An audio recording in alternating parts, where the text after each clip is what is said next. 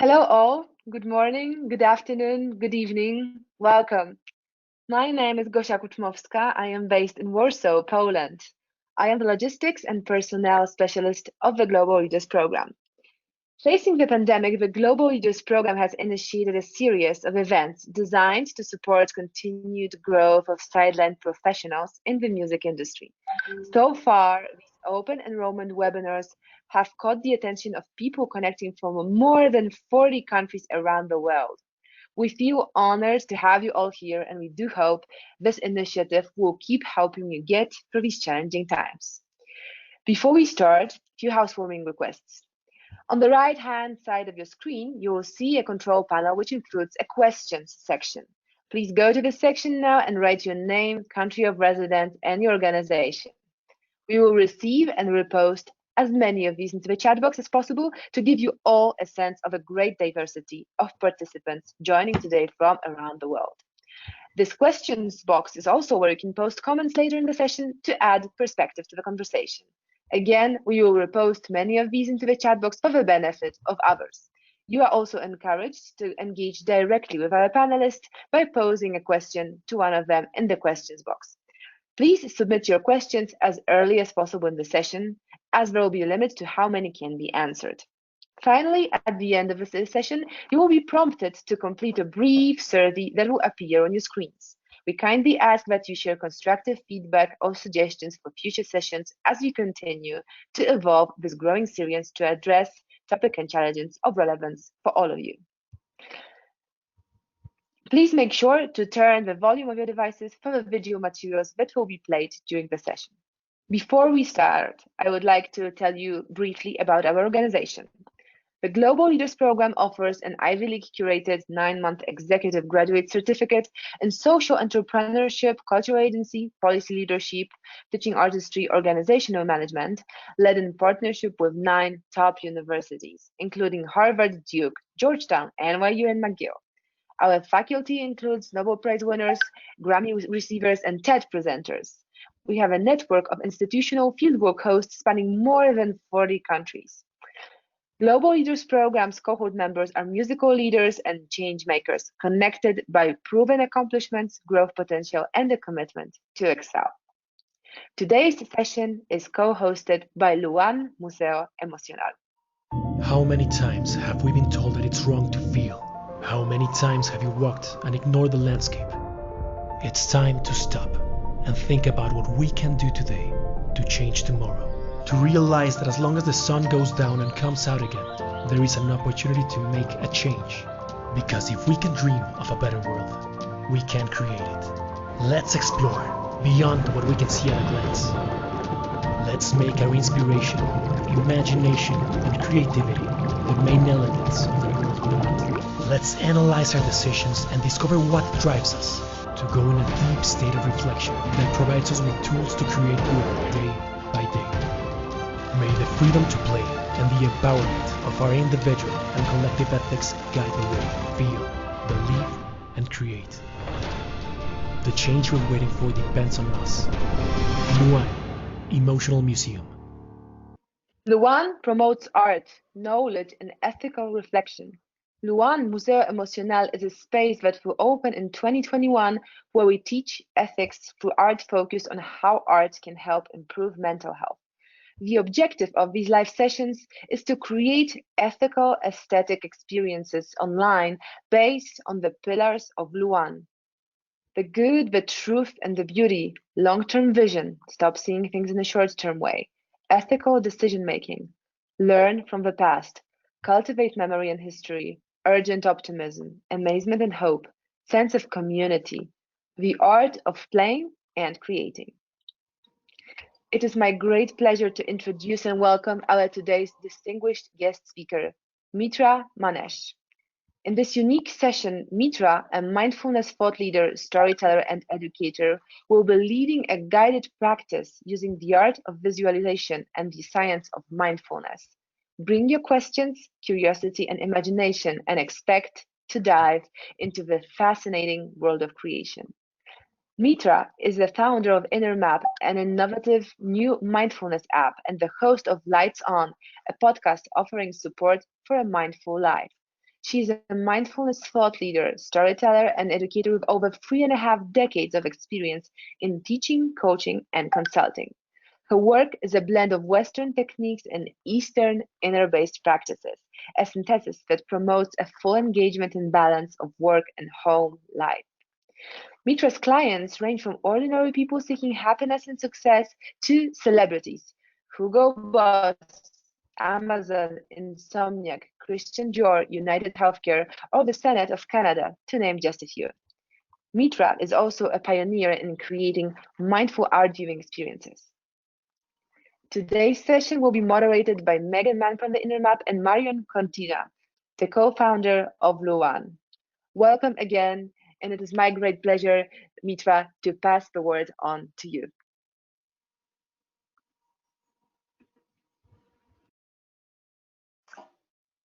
Hi, Goshan. Hi, everybody. Thank you so much for that kind introduction. And I let Marianne go first, and then I'll start. Hello, everyone. Well, first of all, I want to thank you so much for being today with us. I'm so excited for this experience with Mitra. I invite everyone to deeply connect with your emotions, to deeply connect with your self-awareness, to create, to play, to have fun. I invite everyone to visualize and create with no limits. Whatever comes to your heart and mind, just express it and let Mitra use her magic and guide us through this wonderful experience. Thanks so much, Mitra, for this wonderful experience with us. And please start. Thank you so much. Thank you, Marianne. Thank you, Gosh. Beautiful words that you used in your video. I was just thinking if I had ordered it, I would order it exactly the same to have a basically intro to what I want to do. Two words I picked up. They said, let's believe and create together. And I want to start right with the believing. I want to tell you, I know people from around the world are there. I would love to see, oh my God, there are a lot of countries here. USA, Venezuela, Mexico City. Our world is broken. Our collective world is broken. Sounds like a negative thing to start with, but I think it's a great opportunity. It's broken because collectively, whatever we did, it's not working.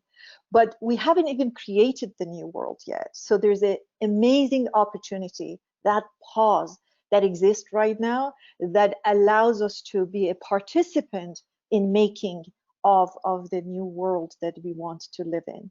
I say this to my clients and students, and they say, but what can I do? Well, there's so much we can do. Every thought we think, every emotion we feel, every word we utter influences the world that we're building, especially at times like this. So I want to really invite all the artists, all the musicians, or the entrepreneurs, all the stay-at-home parents, everybody to really feel and believe, more importantly, and then feel, talking about believing, that you do have a say. We all have a say. Whatever is happening collectively is because we participated in it collectively. And that's why I chose this topic of imagination, because before I get into imagination, let me just ask a question. And if you can just pose the first question, I want to know if anybody that is participating, think yes or no, you are good at imagining. Can you imagine? Are you good at imagining and imagination? Let's see what kind of answers I get before I go on, because that would be very interesting to check.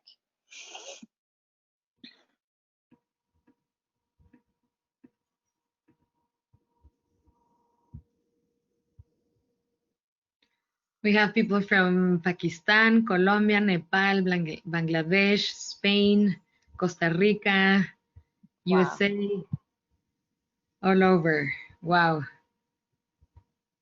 Okay, I think I'm trying to do the poll, but somehow it's not clicking for me. I don't know if it's because I'm a It's because you're a panelist. I see, good. Okay. It's only for attendees. Okay, good. All right. Okay, just wanted to make sure. All right. Oh, wow, great. Only 8% believe that they're not good at it. This is amazing, by the way. This is a very unusual group, obviously a very aware group, because yes, we are all good at imagining. If you worry you can imagine. Because just think about what worry is. Worry says that I'm picturing, imagining something that hasn't happened, but I know it's going to happen and I know it's going to be bad. So you're a very good imaginer if you worry. If you dream, you can imagine.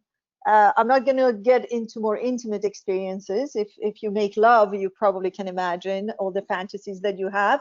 That's all imagination. So probably we are all good. So those 8%, please know that you too are good at it. But we don't know. We think that we're not good at that. The reason I chose the topic of imagination, so the answer is we all can imagine. And by the way, we do all imagine. It's just the question is how we imagine. And I'm going to get into that and we'll talk about that a little bit. But the reason I chose this topic is because everything that starts, and since we're in this amazing in-between times, if you like, anything and everything that you see in our world has and was being a imagination, an idea at one stage, right? Somebody imagined this painting that you see behind me, and hence it was created. Somebody imagined this pen that I have, and then it became a thing. So everything comes from a no thing, meaning from an idea, an imagination. And when we give up on our imagination, we're giving up on our role. I want to say that imagination plays a huge role. A lot of people have more time than before because of what's going on in the world, and more opportunity to really look at what's going on. And it's very easy to go to the fear land and start imagining the worst. There's a lot of conspiracy theories around this. There's a lot of political points about what's going on. And I'm not here to either say they're right or wrong. I'm not an expert in that area, and I don't walk on streets that I'm not familiar with. So I'm not going to go there. I can tell you whatever has happened and however it has happened, the fact is you and I, for some reason, have chosen to be here in this particular time of history and experience it. And that alone gives us a responsibility, an energy of participation, if you like. So I'm here, hence I'm participating. It doesn't matter why it has happened. So, all right, so let's agree that we are all able to imagine. And let's agree, regardless of why we're experiencing what we're experiencing, we're here together experiencing this in this particular time in history, which is amazingly important time. So what is imagination? Imagination is basically creation of that which has not happened yet, forming the uninformed in our mind, or at least hasn't happened for me. So I'm imagining something that I've never experienced with my senses. I haven't seen it, I haven't touched it, I haven't tasted it, I haven't heard it, but I'm making it up. Okay, so that's what imagination is. Imagination is the creation of unformed, of not formed yet. That's what imagination is. There are really two different kinds of imagination. One is that is on autopilot and it's fear-based. We're very good at that. Immediately when something happens, our mind, which basically is for survival, goes to the worst case scenario. That usually forms, if we are an average person like I am, that forms most of my imagination. I'm sitting here thinking, oh my God, what if I don't do a good job? Oh my God, what if like I completely forget what I was going to talk about? What if nobody likes what I'm saying? What if everybody leaves after 5 minutes? So my mind goes there and I start going to, it's all imagination because it hasn't happened yet. So my mind goes there. So fear-based imagination is what we are usually good at. Why? Because most of us really listen to our minds, and our mind is basically for survival. Just imagine if I told you, please stand here and make sure I survive. If there are any dangers, if anybody comes close, let me know. You'll be really heightened and your awareness is like looking for danger, or that man looks like, oh, he could be a bad person. That woman has been standing there for too long. So you're looking for problems. You're looking for what's wrong so that you can report back and protect me. That's exactly the job of the mind. I'm not going to get into the neuroscience of it because this is not a classroom, but I just want to tell you that is the fact. Now I want to introduce to you, even though you all may know it, your intentional imagination, which is an imagination of what you do want. So when my mind is in fearland and when my mind is doing all the imagination for me, I am looking at all the things I do not want. I don't want danger. I don't want to fail. I don't want to be unloved. I don't want to be alone. I don't want to be poor. So all of those things are the things that mind will go and focus on. But when I go to intentional or aware imagination, I go to exactly opposite of that. It may produce the same thing, but it's completely a different energy. So now I'm focusing, it's like now sending you out there and say, could you go and find all the happy, interesting, loving people and let me know when they're there? You see the difference? One was looking for trouble, one was looking for that which I want. So that's what intentional imagination is. And that's why I wanted to invite you to really go there and understand. So now I'm going to pose the second question to you, and you need to type it in your chat. The question is, how do you feel about the going-ons or goings-on of the world right now? Just one word. Choose one word. You may close your eyes for a second and bring that awareness to yourself. Let's take a deep breath. Let your breath go deep into your belly. And let your body settle down. And ask yourself, how do I feel these days, right now, as I sit in the June of 2020 of history? Choose one word, and if you could, please type it in the chat so I get a sense of where everybody is at. We've had convulsed, hopeful, unstable, confused, uncertainty, worried, sad, complicated. Yes. Expansion.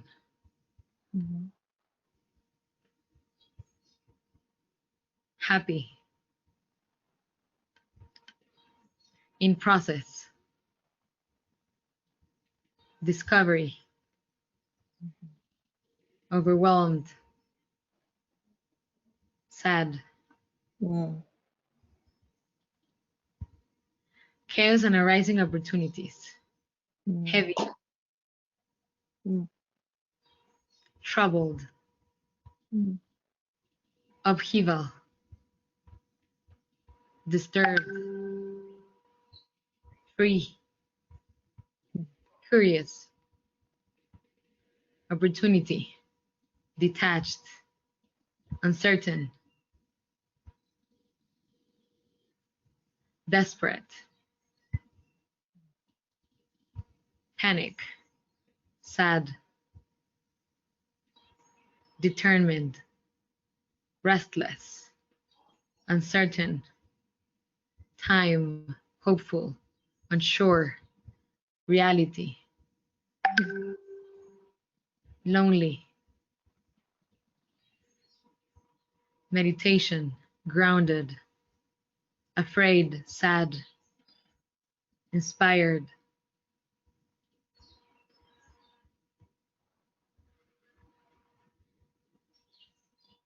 Change. Scared. Passionate. Tired.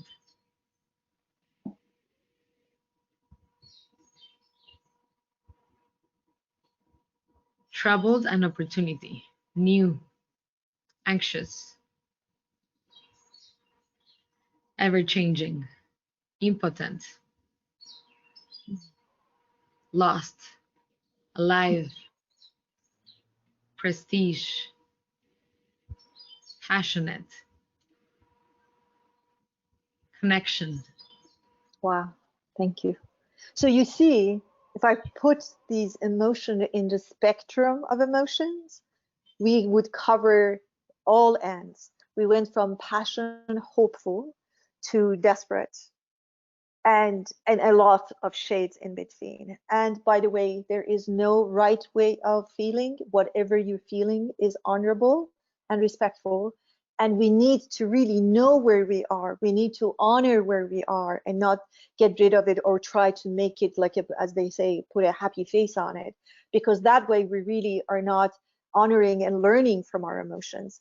By the way, emotions are really full of information for us. So when we want to get rid of a challenging emotion, we're really getting rid of a lot of information. So when I feel good, say I sit next to you, I feel good, that says a lot to me. It says that there is harmony, there is connection, there is growth, there's something going on.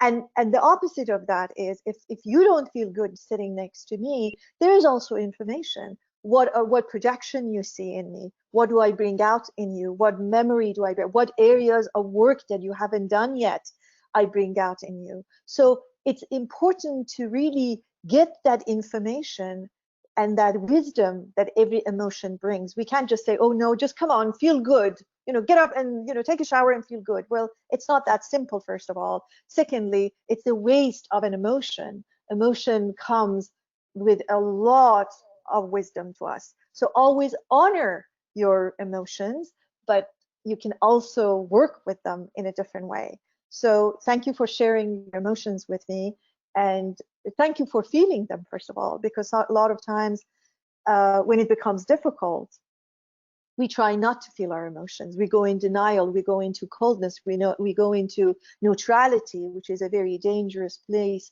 to be when we stop feeling our emotions.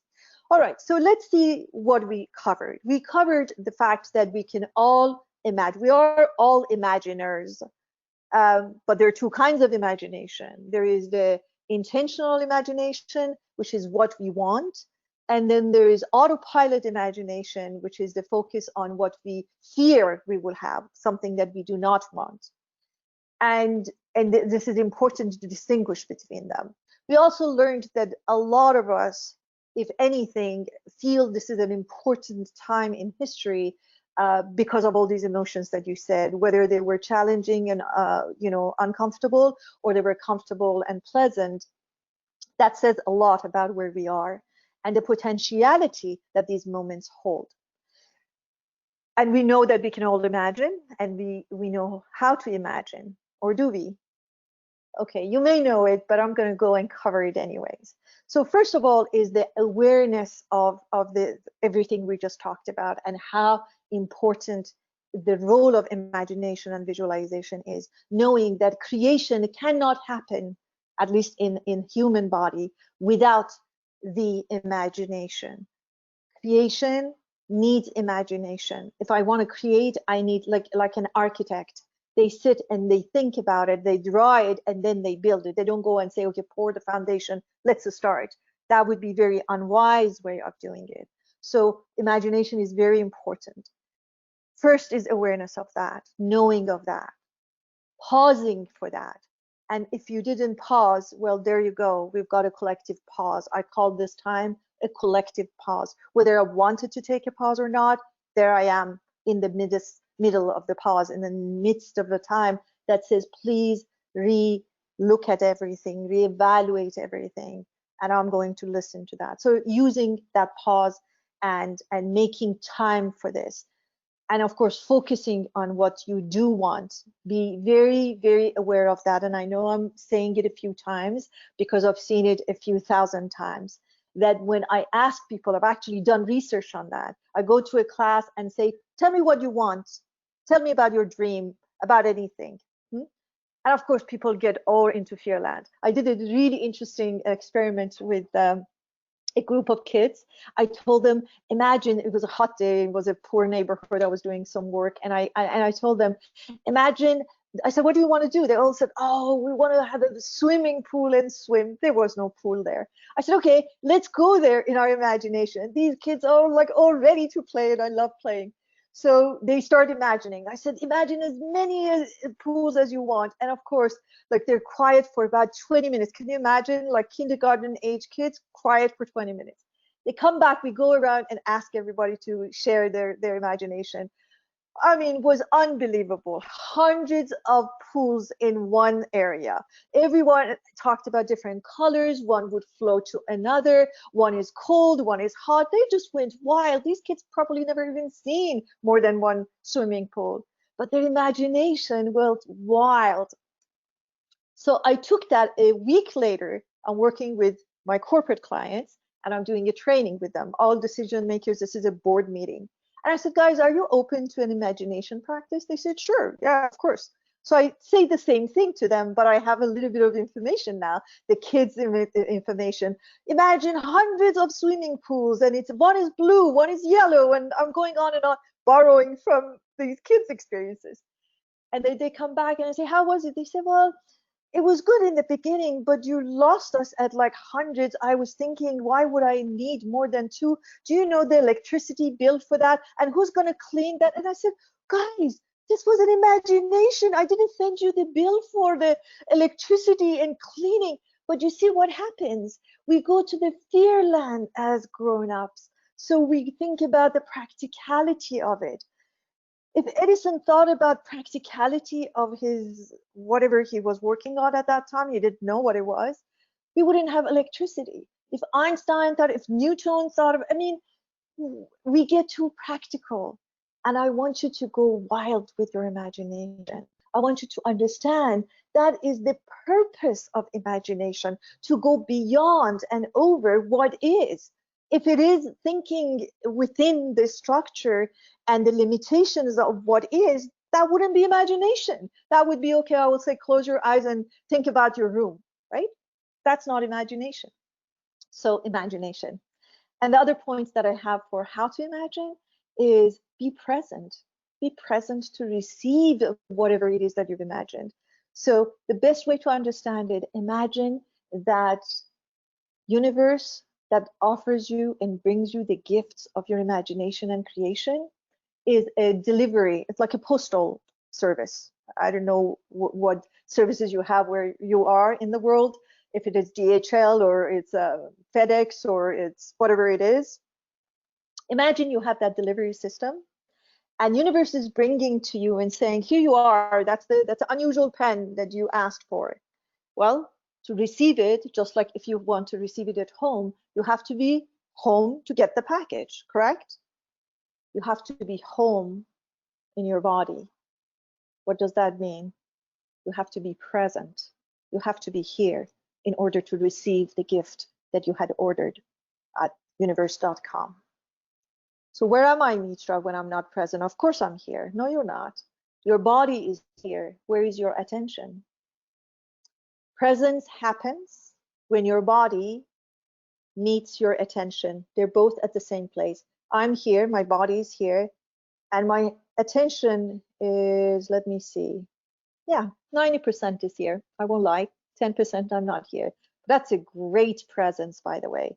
If I can be here 40%, I've done well. I won't give you the statistics because I can't remember it right now and I want to be accurate, but very rarely we are here. Most of the time we are there. Where is there? Past, lamenting, future, worrying. That's where the two places that we are at. So be present to receive it. And after all of that, I want you to let it go.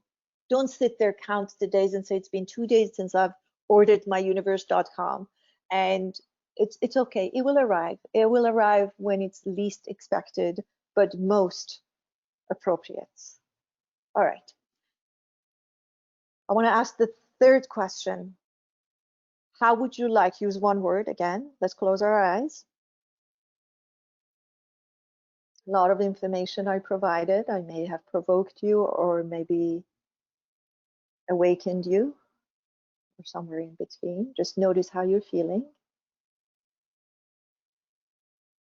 And ask yourself, what word, one word, choose one word, would I like to be feeling in my ideal created world that I want to live in? What would be the feeling that I would like to experience when that world, which I have part of it, is created? So start typing in the chat when you're ready. First connect to it. Make sure it's authentic and true. And We then type. have tranquility, love, calmness, peace, peace of mind, energized, conscience, peace, connected, calm, fun, trusting, harmonious, blessed, awake, hopeful, peaceful, realized, connected, joyful, abundant, happy, Wow. loved, peaceful, free, alive, fulfilled, compassionate, empathy, happiness, inspired, love, love, love, grateful, freedom, trustful, enthusiasm, limitless, unconditional love for myself and others, Wow. myself, present, tolerant, complete, integrated, borderless, freedom, awake, creative,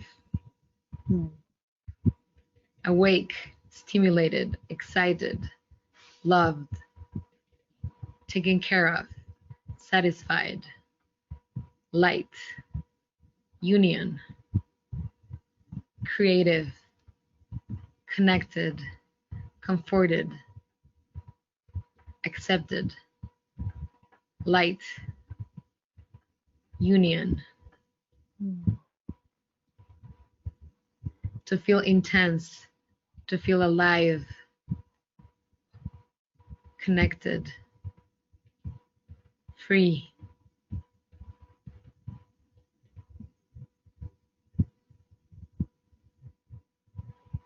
Okay, great. Thank you, Marianne.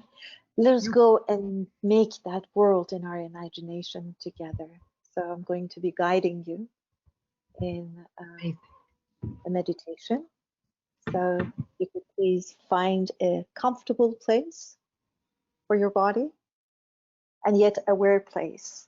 Interesting combination. Your body aware and awake, your back upright and strong, and your body comfortable. And let us take a deep and conscious breath.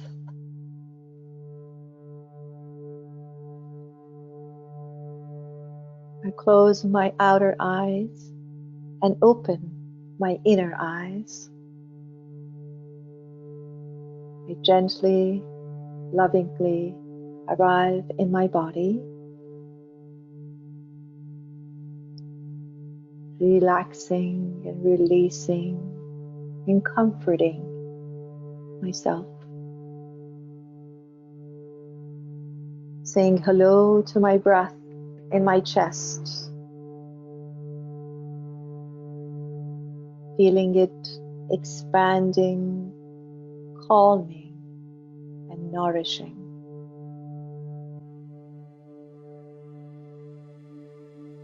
Going down into my belly and meeting my breath in my belly. Remembering deep down, all is well. All is well. On the next breath, I take my attention from my relaxing body out there into the field of imagination. I walk on this ultimate, unlimited field. I feel the wet, soft, supportive grass under my feet. I listen. I hear the bird chirping and singing. I continue to walk. I touch the lemon on the tree in front of me. I smell it. I taste it. I see a stream in front of me. I hear. I touch. I drink the water. I'm safe. I'm comfortable. I'm unlimited.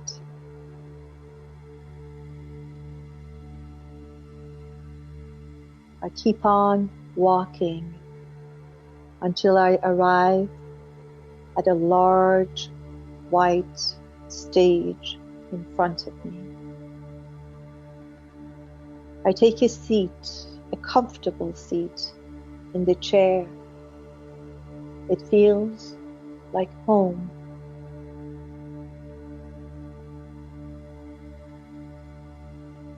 I dream widely. I breathe deeply. I look at the stage. I see two screens. One on the left and one on the right. I first look at the one on the left. I see myself, my life, the world as it is now, today. I observe it. I accept it as is. I ask it if it wants to teach me any lessons, if it has any wisdom for me, any news, deep soul news for me. I sit in silence and I take notes with my heart.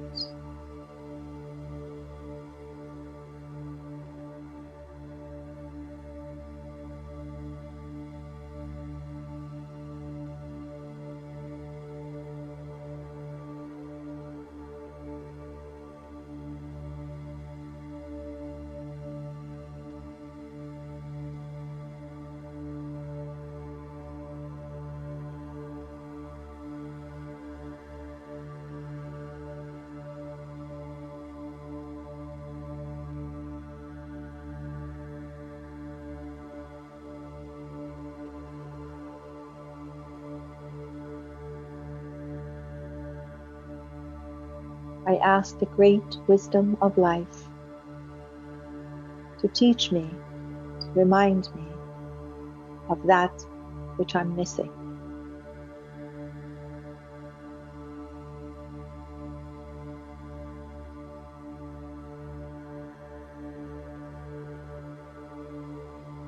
I am open and wide. I'm ready to grow.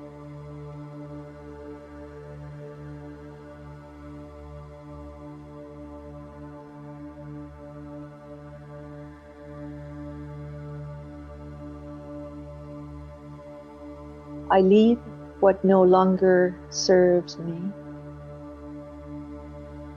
and I take all the lessons from my current life.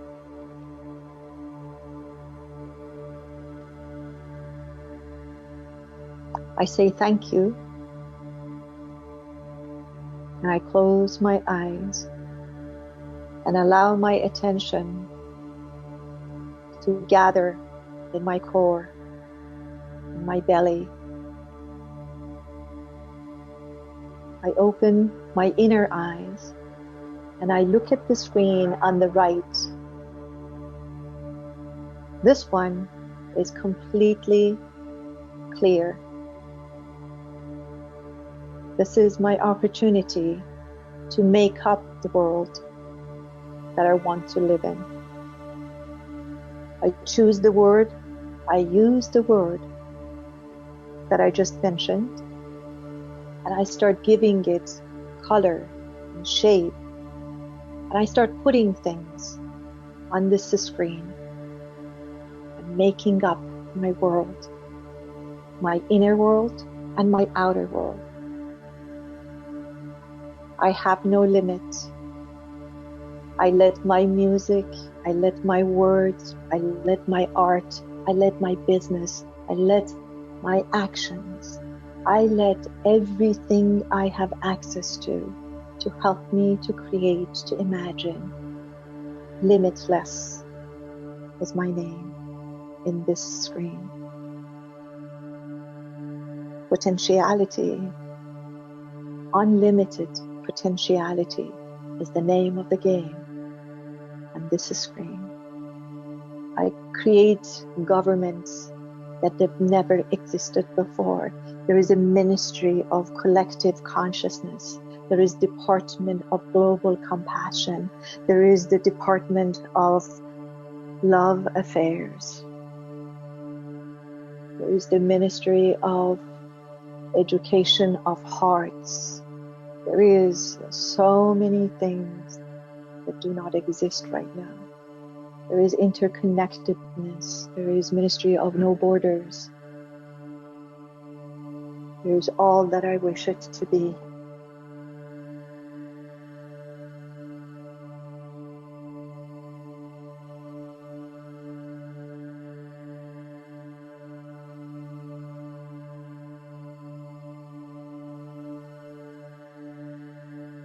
Remember that I create through my imagination and I manifest through my imagined.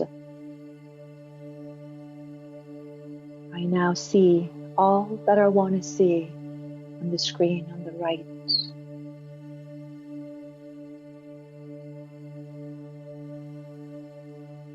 I feel exactly the way I wanted to feel.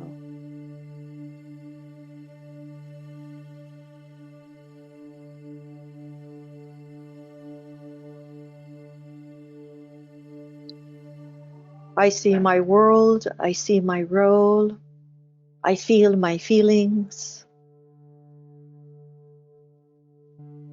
And now I see the white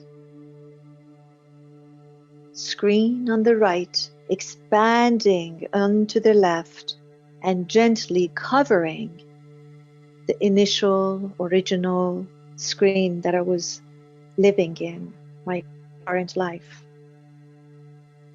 The screen on the right is now the only screen on the stage. It has covered the whole stage in the screen.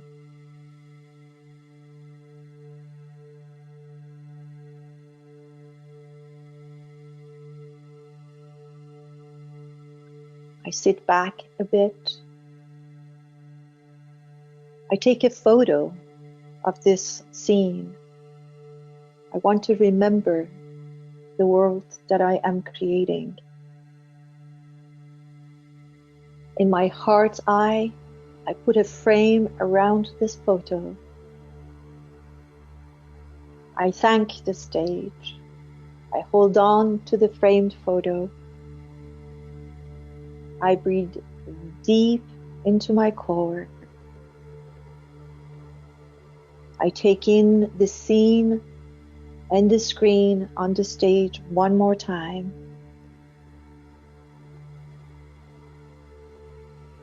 Then I get up.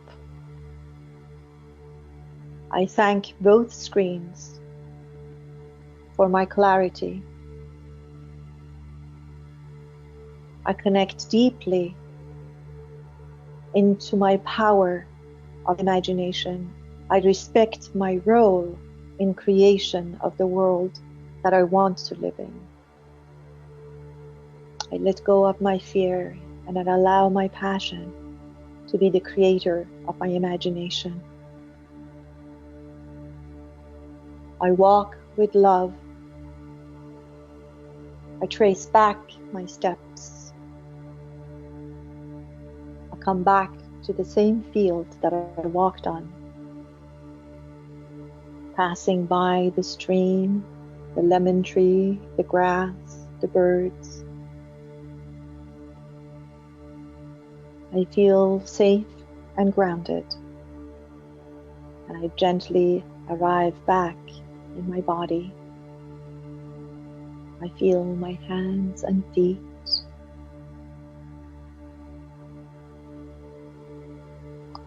I feel the framed photo in my hands, and I place it in the living room of my awareness and memory. I know it's always there for me to go back to and remind myself of. I am now an intentional imaginer. I remember to breathe deep in my belly now and always.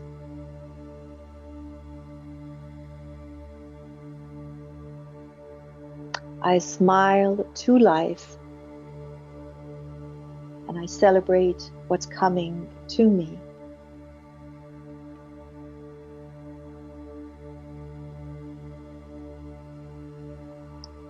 I will not let go of my imagined world,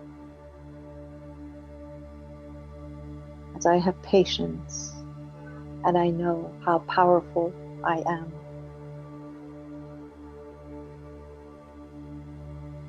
So now take a deep and conscious breath.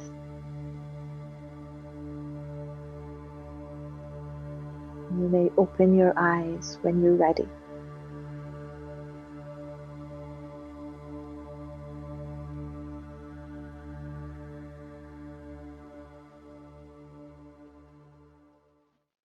So, thank you for walking with me on this field of imagination, but our work is not done.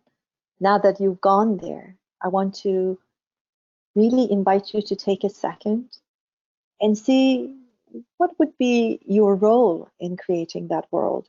What do you need to change? What are you going to do differently if you were to be part of the making of that world? Because I can't expect to be exactly the same and expect the world I live in to be completely different, because as you know, we are all dancing with the same music in this world. So we're changing the music of our dance. We're still dancing, but the music is different. So what is one thing that you would do differently that will contribute to the world that you want to live in? That's my question to you, and I am open to chats and questions or comments, and I'm going to allocate the remaining time I have with you to answer questions and be at the service of whatever you want me to do. Wow, Mitra, that was unreal. Thank you so much for taking us to this wonderful world of possibility. No, that's the intentional world that we all want to create. This was absolutely wonderful. This journey was amazing. We have a few questions.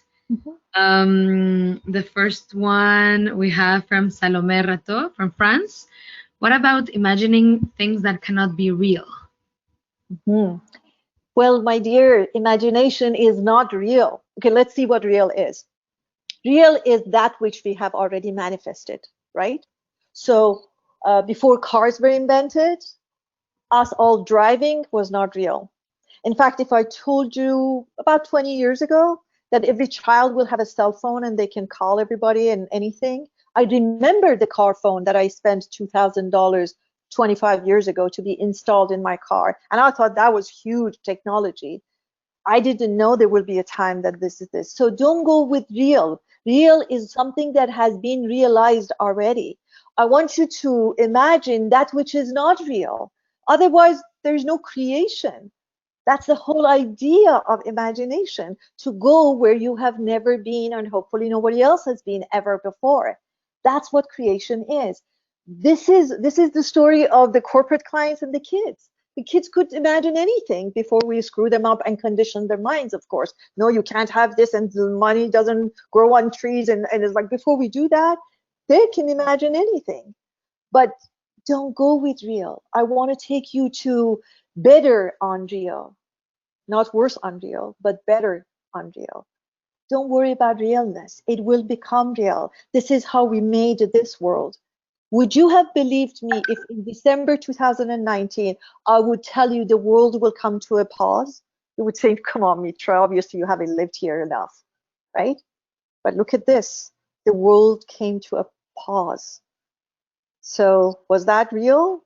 Did it become real? Was it possible even? Not in my imagination, but obviously it became possible. Go with unreal, but good unreal. So Salome is asking, the same person that asked the first question, so science fiction is somehow the future? Absolutely. Science fiction is science fact. Do you remember all those science fiction? They're all happening. We're talking about driverless cars. We're talking about the world that I work with a lot of scientists and talk to a lot of scientists. Megan knows, she's been there with me. People who are making our future. I wish I had not signed that confidentiality agreement so I could tell you where this world is going. In a few years, and I'm talking 2-3 years, nothing you will do, that's a huge statement I'm making, and I'm making it publicly, won't be the same, will be the same as we're doing it. Communication, education, transportation, everything will be different. So what is real? You tell me. Yes, I want you to imagine, yes, science fiction, except don't be afraid. Don't make those robots that are taking place and taking over us and have no feelings.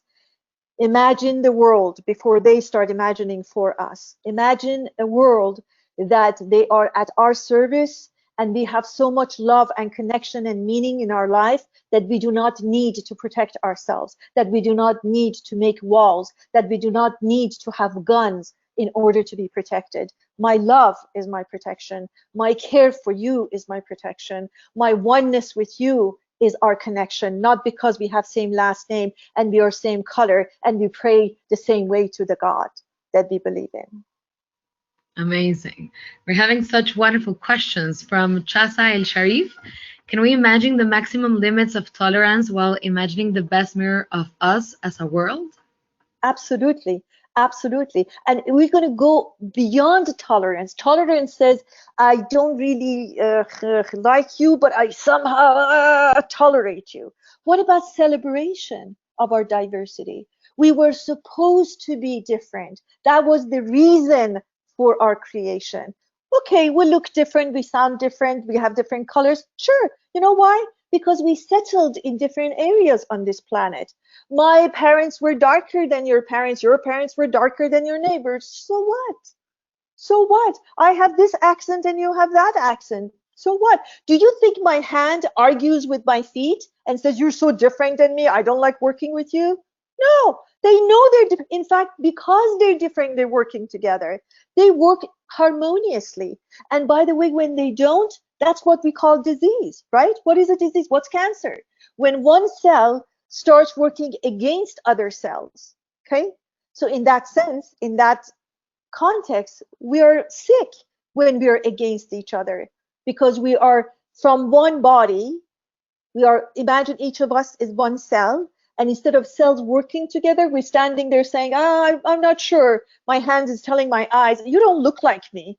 You're not the same color. You're brown, and I'm like light brown. I'm much better than you. So I don't think I want to work with you. Well, I'll be blind in no time, and I'll be handless in no time. Amazing. Celebration. Amazing. Thank you. We have another one from Maria de Los Angeles. Wow, we have such a good crowd today. Thanks so much for this engagement, guys. From Maria de Los Angeles is, how can I engage a large class into a 10-minute imagination activity? A large class in 10-minute imagine. Okay, so my suggestion, say it again. How can I engage a large class into a 10-minute imagination activity? Okay, so it's important to bring, as I did, a purpose to the imagination, guidance that I did. So I could have said imagine anything, but what did I say? I say a world that you want to live in. So they need to have some commonality, and then you send them off to their field of imagination and see how far they go. Don't try to tell them how to imagine. just get them engaged. You saw what I did, and I don't know if you noticed, I engaged all of your senses in the beginning. I said, smell it, see it, touch it, feel it, right? And then I sent you, because first we're physical beings. We need to connect to our senses and then go beyond our senses, which is the field of imagination. So find a subject, 1, 2, connect them to their senses, 3, let them go wild where they want to go so that they can create. But you saw also what I did. I acknowledge what is, because we cannot ignore where I am. And the reason that we are experiencing what we're experiencing, get the lessons, and then let the rest go. That's exactly what our body does. It takes the protein, it takes the vitamins, and gets rid of everything that we don't need. We need to learn from our bodies and live the same way. So that's as much as I can tell. Amazing. Then we have from Pratista Verma. How can I increase time span of a study because I'm not able to concentrate on study for more time? Always my thinking gets distracted from study or from imagining activities. It's so funny. I'm just about to begin teaching a class, a 4-week class, and it's online. Megan is going to be happy about this because I never talk about anything I do. I'm doing a 4-week class at UCLA. I teach at UCLA about our relation, befriending time. That's a long answer, but I have to tell you the short answer is this. There is the linear relationship with time, then there is the other relationship with time. I call it EQ and IQ of time. Einstein has been noted to say that if you thought the quality of time is always the same, imagine sitting, and he was a man, sitting next to a very gorgeous woman, how time goes by, and imagine being in a hot sauna, how time goes by. So you're counting every minute, and that way you are really enjoying your time. So the answer to your question is, bring some enjoyment to what you're doing. When you want to get rid of your reading and your homework and whatever task you have at hand, every minute feels like an hour, so it feels heavy. Really change your relationship with what you're doing and see how your relationship and experience of time expands and goes to a different dimension. Love that. Love that. I have another one from Batul Ahmed. Imagination can be a great escape, but once you open your eyes, reality hits. As example, poverty or loneliness. This is because of the people around you. What if the people in your life do not share your screen? Then what? Actually, they do share your first screen. They don't share your second screen.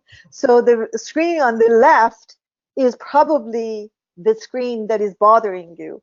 And the way, by the way, you never share your imagination with other people. What kind of expectation is that? Do you think my family believes in what I believe?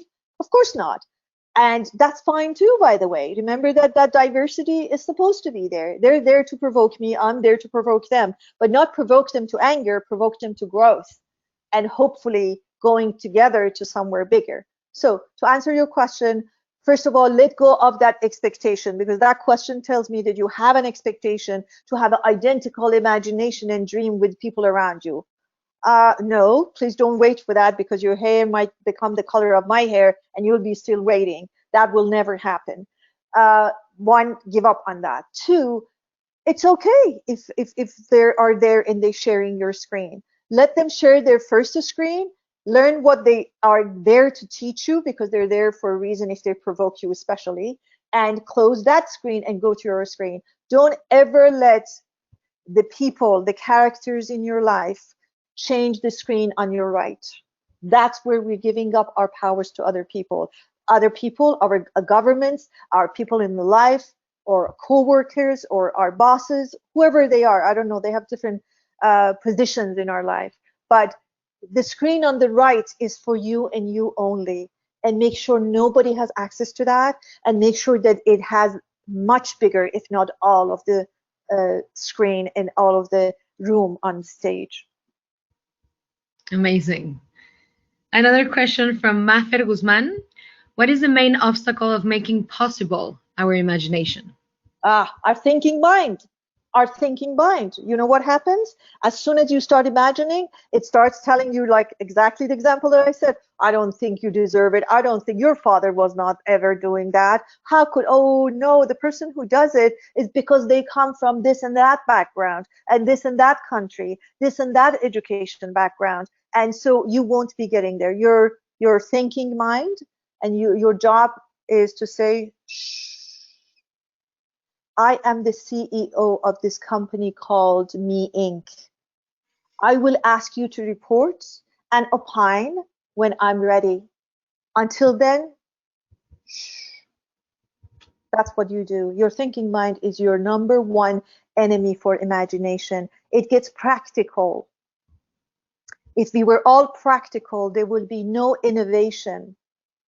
If somebody said, instead of taxis, you can call cars to come and pick you up, and by the way, anybody can do that, we would say, obviously, you don't know anything about business.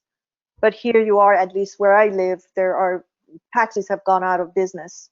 If somebody said TVs and movies will be redundant, there's something coming that you can just get anything you want online, somebody would say, I don't think so, you don't know how business works.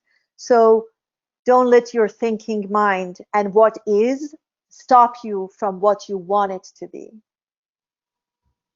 Thank you. Wonderful. Amazing. Another good question from Lucia Ortiz from Spain.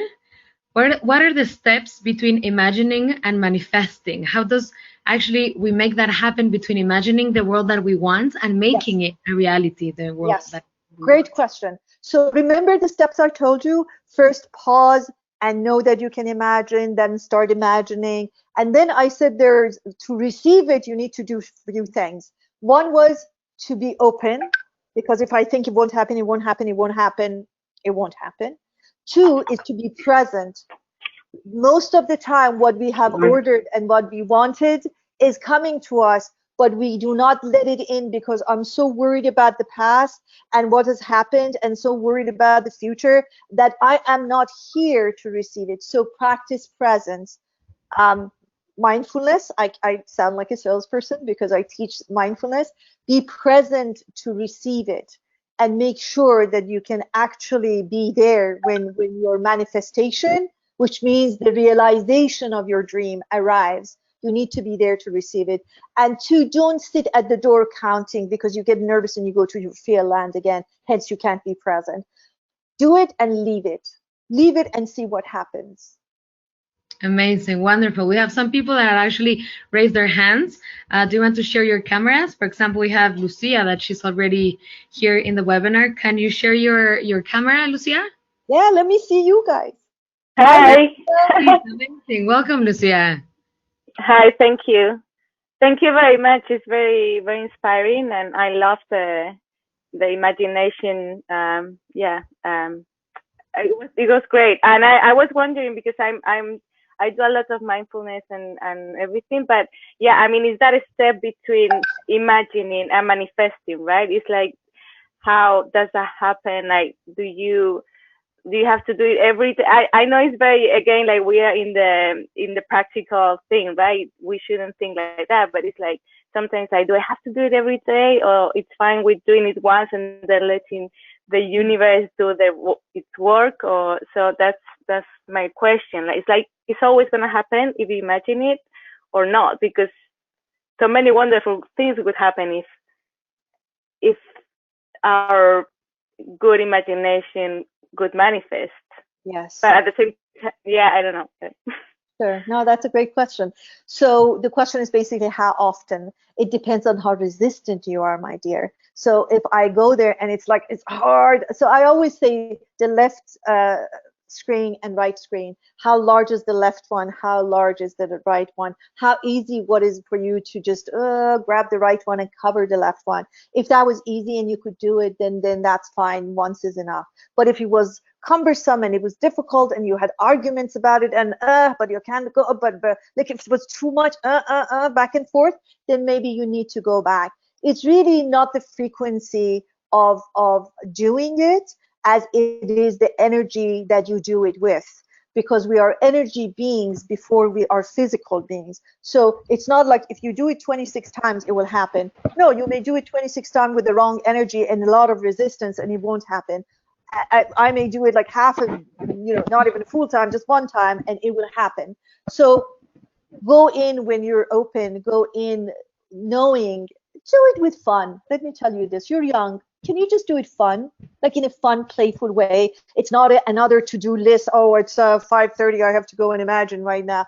Do it with a sense of like playfulness and see what happens, and allow it to be. It's a game. It's a game. Just play something. It's just that you guys watch a lot of things on screens. Let it be your own screen. This is your own screen. It's your own production, and let it go. Don't become too attached to it. It's amazing how much it happens. I do a practice, my partner and I do something at the end of each year. We just write down what we have learned from the previous year and what we want to manifest for the next year. We write it and we just lose it. We don't go after it. It's not like every month we go and check. Every now and then we check it, and it's like we never learn. We say, oh my God, it's like everything is happening. But when we become too attached to it, it's like, is it happening? It's not happening. I thought it's happening, but it's not happening. Then we're just delaying this journey. Do you see what I'm saying? Because manifestation, another worldly, has another worldly laws and regulations. We don't want to bring the regulations and the processes of this physical world to the unseen and unphysical and metaphysical world. Does that make sense?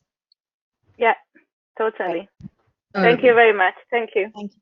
amazing, Mitra. Thank you so much. We also have Sonal Danani. He raised his hand. Would you like to share your webcam, Sonal? He also had a question. Will this webinar take place again? I love the workshop and want more people from Pakistan to join. Amazing. Oh. Welcome, Sonal. Hi, Sana. Hello, am I audible? Yes, audible and readable. Thank you. So I work as art therapist in Pakistan, and many times, like, we start art therapy with a short meditation and a guided meditation. So what if, let's say we are doing this exercise of imagination, and what if a person out of the crowd or a single one-to-one person, they miss the connection with what you are saying? So technically they are there, but then they are not listening to you, and then they are in their own imagination and they start their own walk. So does this affect the person? Example, if I'm trying to create a positive experience for them through my imagination walk and exercise, but they somewhere started their own journey of imagination. Mm-hmm. So at best, Sanal, we can guide people. We cannot make anything pleasant for anybody because there is a free will at work. At best, I could invite you to come with me to this field of imagination. Could I go and grab you and bring you here? No. And there's no need for that. So understand the limitations that another person has in the field of imagination of other person. So first of all, people who were here wanted to be here. Secondly, they wanted to somehow go through this journey because they knew what it was. And at best, I could guess if I was guiding them and if it was working. What happened in their minds and hearts, I have no idea. And I shouldn't have any idea because imagination is very personal. And maybe I went to another world, and that's fine too. I cannot control where your imagination is going, and I shouldn't, because if your imagination went there, which was not where I wanted to go, obviously that's where you want to go. That's where your yearning and your passion is, and you're free to go. And there's no way that I can I just remembered I was working with a couple, and she was saying, who are you thinking about? And he said, you can't ask me that question. She said, no, I want to know, who are you thinking about? And he said, like, I don't know, my mother. Oh, that was not a good answer. My mother, your mother? So I don't know. People go where they want to go. You can't control their imagination. And it's a good thing that you can't control it, because if we did, then we would be very manipulative. I would like you to imagine what I want you to imagine, which is exactly what's wrong with the world we have now. Everybody wants to control. Everybody wants to close. Everybody wants to have borders and lock the doors and not let anybody in. Let them go. So celebrate the fact that they have their own authority and freedom and liberation to go wild with their imagination. the fact that you were facilitating that alone is an honor. Beautiful. Thank you. Thank you. Thank Amazing. you. Yes. Thank you so much. We have Teresa Azar as well. Do you want to share your webcam, Teresa? And we have another good question for Mina Ramos. Also, if Mina wants to share her webcam as well. If not, I can make it without sharing if you guys want. I'm gonna wait a few seconds. I think she's having problems with her webcam. So I'm gonna make the question of Mina Ramos. She says, first, I want to thank you a lot. This was wonderful. My question, after using empathy to see a painful moment with another perspective and then forgiving them and us, what other paths can we create with imagination to empower those moments? What's the next step from there? Okay, so if forgiveness and true forgiveness, because that's another session, true forgiveness has taken place, because sometimes we forgive, but we really don't. But if you are able to forgive, the next step is to really create the opposite of that. So say my problem with the experience that I had was about lack of love or lack of connection. The lesson from that is, so I learned through forgiveness that fill in the blank, that I need to be more deeply connected, that I need to love more unconditionally, whatever it is. And it could be something, actually, it doesn't need to be such a grand sort of lesson. I'm making it so grand. It could be just that I will listen more, for instance. I talk less and listen more. I will show up more presently. And then go and take that lesson that you take from that forgiveness incident and see where else can you apply it. Because I truly believe, and when I work with people, and I've been doing that for 35 years, the way we do anything is the way we do everything. So if I'm like a bit clunky in this area, I probably am clunky in that area in a different context.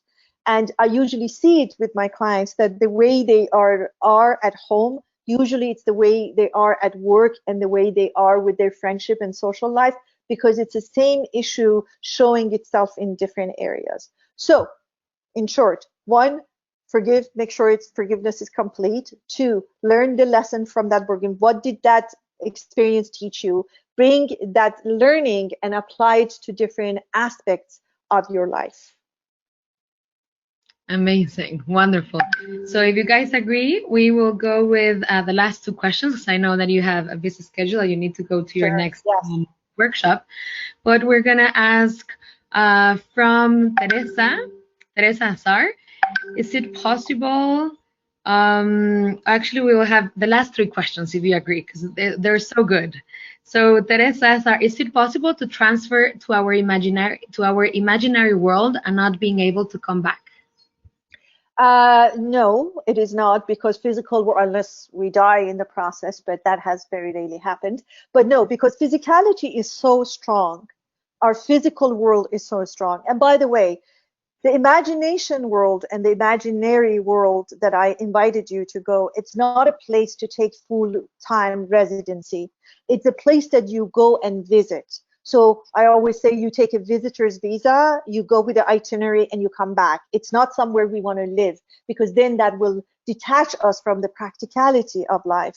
So that danger I have never existed before that I'm aware of, but it is possible that we spend more time there than we spend than applying our, you see what I did? After we came back, I said, now what do you do differently? Because we are a doing being. The question is, can I get my food from my imagination and then come back and cook it in my real life? We don't want to be always there, the same way we don't want to be too practical and never ever go in the world of creation and imagination. Otherwise, nothing new will be born. So we need to have a balance between imagination and reality. And no, there is no chance that I never come back. It just, there's a chance that I will come back with a different view about my real world. I come back here thinking it's possible to change it. It's possible, and you have probably all experienced it, that you had problems, say, with somebody, the person didn't change, nothing changed, the situation didn't change, but your interaction, your relationship to it changed, and suddenly you were fine. The same person, the same issues, or the same situation, but you weren't as provoked, you weren't as activated by it. What happened? You showed up differently. And I'm hoping the world of intentional imagination allows us to expedite and make it faster to go to a healthier, more beautiful, connected, loving, compassionate, aware, curious place. Wonderful, wonderful, wonderful. Another question from Noor Asjad. What if you can't imagine? What tips can you give for people that feel that they can't imagine? Imagine. So the first, number one, let go of that statement, because that's an impossibility. Everybody that has a working mind can imagine. Tell me that I have not intentionally imagined yet, I accept that. But there is no such a thing, because if you can't imagine, you can't dream. If you can't dream, that means you're not sleeping. If you're not sleeping, you will be in a mental institution. You can't be free and working. So that's an impossibility. Please accept and believe that you can imagine. Now, tell me that I haven't practiced, right? I've never cooked this food, so I don't know. I'm going to go and find the recipe. I'm going to go and buy the ingredients, and I'm going to try. Am I going to burn a few? Probably. Is it going to be very delicious? Maybe not in few first times, but then I will learn. Practice, practice, practice. I mean, it's the same thing. I teach mindfulness. It's the same thing. It's a journey. It's not something I perfected and I get there and I'm done. I'm going to go. No, I sit there sometimes. I mean, I do a lot of imagination. Everything, by the way, everything I say, it's through my imagination. Megan is sitting here and she knows. I create classes there hundreds of people take, and it comes all through my imagination. I very rarely go and look at, like, you know, what is on the web and what should I teach. I get inspired. That's what inspiration is. In spirit, when you go to your spirit and out of your body, then you get inspired and you create. So you haven't practiced, but you can imagine. Believe that and then start practicing. That's my suggestion. Thank you. Love this, love this, love this. We're gonna go with the last questions. More questions are coming in, but obviously I know that people need to leave. This was an amazing audience. People are so engaged. I love this. And the question is from Janet Nissan, and it's about how good is visualization for addictions? How good is, sorry, I didn't hear that. Visualization and imagination for addictions, for treating addictions. Oh, for treating addiction. Okay. So let's see what addiction is. There's a whole subject. I could just do an addiction seminar. Addiction is when you have become one with your unhealthy habits. Okay, I'm just going to leave it at that, whatever it is. Addiction to chocolate, addiction to opium. Okay, it means that between me and this habit, there is no room. I need to create room in order to be looking at my habits and understanding and believing that there is space. Imagination is extremely helpful, by the way. We have a whole series called Surfing Your Desires and Your Cravings and your basically your addictions. It's called urge surfing in the world of mindfulness, meaning instead of satisfying my urge, so urge comes up and say, go and drink, go and smoke, go and eat. And I just surf then that instead of satisfy it immediately. And the surfing is actually using imagination, that I believe, like, if I wasn't addicted, what would I do when this urge comes up? Well, I would go and drink water, I go and talk, I go and paint, I'll go and write poetry, I'll go listen to music, I'll go and satisfy all the senses, because this is one sense, right? I'm tasting, drinking, smoking, whatever it is, it's one of the senses. I go and satisfy all the other senses. So I go and listen to my favorite music. I have a beautiful scent that I can connect to. So use imagination to satisfy other senses and see how that works. Of course, this is not a replacement for medical help that you need to seek, but your own work at home is very helpful if you use your imagination. And or imagine when you are completely, if it is for you, completely addiction free. How does that feel when I have no addiction about this thing that I'm addicted to right now? And you don't need to be right. Just start imagining. Every imagination is right. There is no wrong imagination, by the way. You can't get it wrong. Thank you. Amazing, wonderful. Also, Mitra has this amazing app where you can actually submit your stories. No, Mitra, can you tell the audience a little bit more about that? Yes. So first of all, allow me to gift you, because you've been we weren't sure if you want to do it, but we do, because you've been such a wonderful, wonderful audience and engaged audience. So allow me to offer you a month free so you can actually examine our app. It's called InnerMap. Go to innermap.me. But Megan, please put whatever code you need to put there so that you know how to download it, and make sure it's free, because Apple Store loves to charge you. We're not doing it, Apple is. So make sure that you do it right and follow the instructions. 1 month free. So that's, first of all, first gift. Thank you for being here. The second request that I have is that we have opened, all of my teachings are through stories, by the way. I teach mindfulness through stories. I ask my students at UCLA, why do you keep on coming? My classes sell out as if like I'm a singer or something. I mean, classes don't sell out at universities, but mine do. And they said, because you teach us through stories. I simplify very deep issues and topics and tell them in story, and that's my gift. But then we started seeing that the beautiful stories of people are also interesting, and they teach. So we opened it to the global community. Please, please, I ask you, if you enjoyed this, really share your stories, mindful stories, with us, and share it with your community. Invite people to share it. We love different names, different accents, different cultures. We want to go global with our stories. And that's the second thing I had to say. And the third thing I had to say is that some stories, of course, won't make it, because it has to be a story that is suitable. And there is a whole guideline there. And you don't need anything except just a smartphone to record your story. There's nothing complicated about it. But if you do get in, and if your story gets featured, you get a 1-year free subscription to our app. And our app is, even though I say so, is very different. It's not a meditation app. It's a mindful living app, because it's wonderful to meditate, and I'm a meditator and I teach meditation. But if I can't live mindfully, it doesn't matter. There's no meditation heaven that they say Mitra meditated every day and so she goes to heaven. But I want to argue, I want to drive, I want to work, I want to love, I want to have conflicts mindfully, and that's the app for it. It's a real everyday mindful living app. So go and try it for free. Don't take my word for it. It may not be so for you. And if you have a story, please share your stories and allow us to gift you with a 1-year subscription if you get in, and 1 month free subscription if you just want to check it. And I'm very grateful for your questions, because it is your questions that give me ideas. Every time I answer a question, a class is born, and I'm going to go and do a class on that base. So it was quite a mutual exchange. And I'm very grateful, Marianne, for inviting me, and I'm really very honored to be here. Our pleasure. Thank you so much, Mitra. It was a wonderful session. Thank you so much, guys. You were amazing. We're seeing all the comments. Love to listen to you, Mitra. You're a rock star. Stay blessed. Thank you. Love this session. A very well organized webinar with plenty of takeaways. Thank you, Mitra, Marion, and Megan.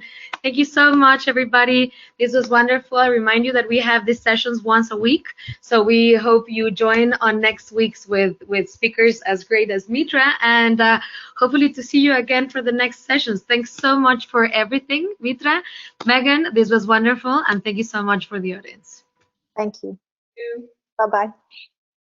Thank you, Mitra, Megan, and Marion, and everyone who has joined this session today from all around the world. Wonderful to have you all here. Marion, thank you for invitation for another LUAN session, which is next Wednesday. Using this occasion, I would like to invite all of you to visit our website and follow us on Facebook, Instagram, and LinkedIn for latest news, as well as to join another series of webinars setting the stage. During both sessions, together with illustrious industry leaders, we explore deeply important and rapidly evolving themes in the industry. Next Thursday at 1 p.m. New York time, we will focus on governance for new beginnings, resilient boards, and crisis management. We will have illustrious industry experts, including Katia Gorbatyuk from London Symphony Orchestra, Christine Hunter from the Met Opera, Barbara Herrera de Garza from Escuela Superior de Música y Danza de Monterrey, Brian Henderson from Rockefeller Capital Management, Hilda Bullenberg, New England Conservatory, the Orchestra of the Americas, Janice Suskind, London Symphony Orchestra, Britten Sinfonia, and Veronica Wadley, Arts Council London, Royal College of Music, and London Music Fund. I really do hope to see you all there. Thank you again. Have a good rest of the day. Stay safe and healthy, and see you all very soon. Thank you. Bye. Bye-bye.